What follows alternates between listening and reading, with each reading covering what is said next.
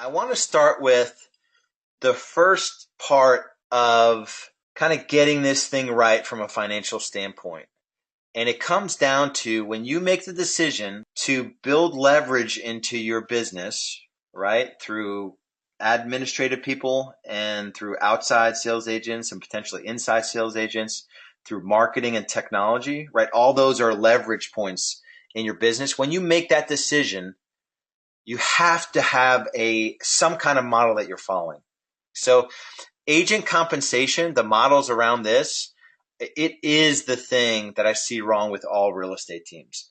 It's the first decision you have to make in your real estate business, how you're going to compensate agents on your team as you scale your business. And the challenge is that when your production is lower, you don't feel like you have that much to give to someone. So you don't fully understand how it's possible to pay out such low splits. But you've got to get over that very quickly, and you've got to find people that are willing to work within your value proposition. That's a whole, I debated going into what that looks like. That's a whole separate topic. It's more along the lines of recruiting. But you've got to understand that that first decision is going to dictate how much money you have left over to cover your expenses. So if you take the most dramatic example, right, a broker, just a straight up brokerage, like a Remax or Keller Williams. And so in that model, their margins, like their business model is, a third, 450 agents, a third cap. So if you know Keller Williams, capping is about 2.7 million of volume in a market. A third cap, a third they hope will cap, and a third will never cap. And that's just sort of a typical, that's what real estate agents make. Like most people aren't going to sell 2.7 million worth of real estate in most markets. And 2.7 is what? 3% of that is like 75, 80 grand before expenses. Right? So at a Keller Williams office, if you sell 3 million, you bring in 90,000 top line, you're giving away 23,000 of it. And granted, if you sell more, it's a lower percentage, but that's the fundamental thing that's wrong with the model, is that brokers don't have very good profit margins. So switch it over to what our profit margins are. Our target is, it's really 70%. And I'm pushing harder to get to that 70%. We're at about 66, 67% gross margin. So gross commission income, less agent compensation.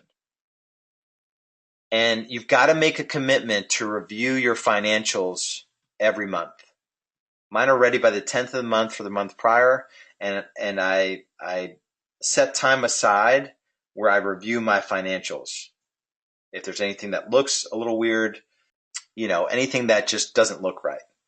And I want to let you guys know that what I have here, we have people in our group and in boardroom that are even more aggressive with their splits.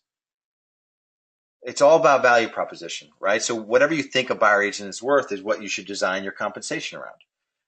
To me, it's a $30 to $50 an hour position.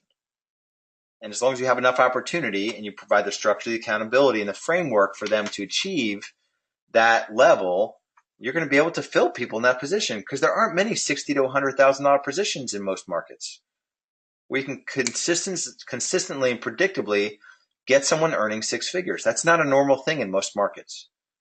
Okay? You've got to track buyer and seller commissions separately, along with buyer and listing agent splits. That goes back to the chart of accounts. Buyer business gross margin is in the 55 to 60%. That's gross margin, how much you keep. So you want to pay out between 40 and 45%. Right now, I'm running at 45%. I want it to be less. I want to pay out less to my agents. They're still making the kind of money. So when people hear me say that, be like, oh, you want to pay your agents less? No, I just want to pay them a lower percentage. So my model tightens up more. Like my model is solid, even though I'm on, the upper end of these ranges. But for all of you, I want you to know that what I do, I want you to challenge you to even do a little bit better than what I do. Listing business gross margin, 75 to 80%, or 20 to 25% payout to listing agents. No salary there. We're going to set like 600 listing appointments this year. and we've got the listing presentation. We've got the pre-list packets that go out. We've got the brownies that go out. We've got the structure in the office to make sure they're making their weekly calls and the 30-day market reviews. Like, we've just got so much dialed in because of the leverage of the marketing that we can pay less, even less than we do now. But the way I have it set up now, the economic model works. So it's not hurting me. But I want you all to have an awareness around just these numbers and what you need to know. So the overall gross margin target is 65 to 70%. I want to get up to 70%. Gross commission income less agent compensation, I want that to be at 70%.